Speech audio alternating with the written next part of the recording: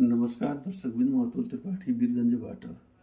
म NPL 2 को यस श्रृङ्खलाको 26औं म्याच जुन भोलि खेलिनेछ र भोलिको यो पहिलो म्याच जुन सुदूरपश्चिम र विराटनगर किङ्सको बिचमा कीर्तिपुरको ग्राउन्डमा खेलिनेछ, त्यो म्याचको म न्युरोलोजिकल प्रेडिक्सन लिएर यहाँहरू सम्मुख उपस्थित भएको छु।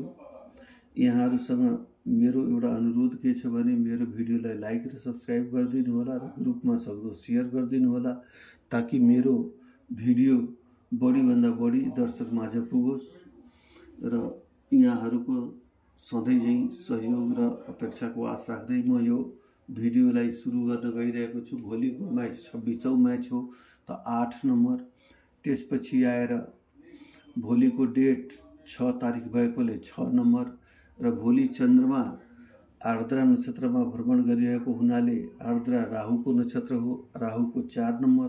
यो तीनटा नम्बरको भोलिको म्याचमा अहम भूमिका रहनेछ। अब सुदूरपश्चिमको नेम टोटल 9, DS ऐरेको नेम टोटल 7 पहिलो कुरो। अब यतापट्टि विराटनगर किङ्सको 9, सन्दीप लामिछानेको 5। अब यहाँ जुन अंक आइरहेछ 8 नम्बर शनि दैत्य ग्रुप, 6 नम्बर शुक्र दैत्य गुरु शुक्राचार्य, 4 नम्बर राहु शनिको छाया। यो कतै न कतै यसले के र फेरि म्याच नम्बर पनि 8, यो कतै न कतै यो देखाइरहेछ कि यसमा चाहिने दैत्य ग्रुपको संलग्नता भएको व्यक्तिहरू सफल हुन्छन्, त्यो टिम सफल हुन्छ। त टिम त दुवैजनाको 9 कुरो सकियो, तर सुदूरपश्चिमका क्याप्टेन DS ऐरेको 7 नम्बर आउनु र भोलि चन्द्रमा आर्द्रा नक्षत्रमा घुम्नु र राहु र केतु एक अर्काका पूरक हुनु, यो ठुलो इन्डिकेसन हो सुदूरपश्चिमलाई कि यो म्याच कतै न कतै उनीहरूको जुन यात्रा छ विजेताको, अहिलेसम्म कुनै म्याच हारेका छैनन्, त सम्भवतः भोलि यो पनि म्याच अविच्छिन्न जितकै रूपमा रहन सक्छ। अब डेट अफ बर्थ 24/1/2000, ग्रिड बनाउँदाखेरि मेन्टल ग्रिड, एक्सन ग्रिड र प्र्याक्टिकल ग्रिड, म्याच हुने दिनमा सिल्भर ग्रिड, सक्सेस ग्रिड र प्र्याक्टिकल ग्रिड र सन्दीप लामिछानेकोमा सिल्भर ग्रिड र सक्सेस ग्रिड। त्यो म्याचको रिक्वायर्ड 2टै ग्रिड यहाँ छ, यहाँ म्याचको रिक्वायर्ड एउटा ग्रिड मात्र छ। अब यहाँ प्लेयरहरू जुन आउनेछन् त्यो 4 जना यहाँ DS ऐरे, क्रिस लेन, मिलन बोहरा र हरमित हेमन्त धामी छन्। यतापट्टि चाहिँ सन्दीप लामिछाने, मार्टिन गुप्टिल, प्रतीक जेची र फैफ डुप्लेसिस र लोकेश बम, यहाँ 5 जना, यहाँ 4 जना।